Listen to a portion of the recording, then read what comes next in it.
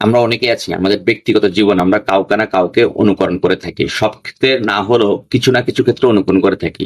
অনুকরণ করাটা দোষের কিছু না, তবে সেই ব্যক্তির কোন জিনিস আমাদের অনুকরণ করা উচিত আর কোন জিনিস অনুসরণ করা উচিত এই জিনিসটা আসলে আমরা অনেকে বুঝে উঠতে পারি না।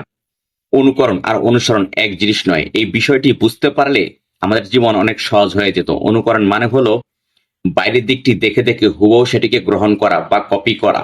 আর অনুসরণ মানে হলো কোনো ব্যক্তির বা বিষয়টির মূল গুণ বা মূল্যবোধগুলোকে বুঝে সেগুলো জীবনযাত্রায় অ্যাপ্লাই করা বা অন্তর্ভুক্ত করা।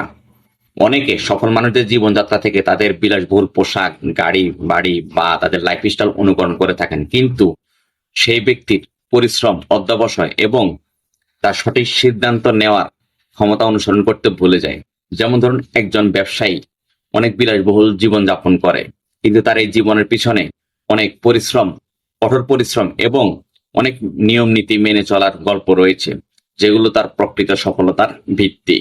তাই আমাদের উচিত ভালো মানুষের ভালো দিকগুলো অনুসরণ করা, যেমন তাদের ধৈর্য, সততা ও মনোযোগ।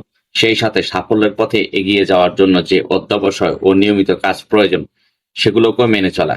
তাই কোনো ব্যক্তি শুধুমাত্র বাহ্যিক দিক অনুকরণ বা কপি করে তাদের কঠিন পরিশ্রম ও অধ্যবসায়কে বাদ দিয়ে সফলতা পাওয়া যায় না।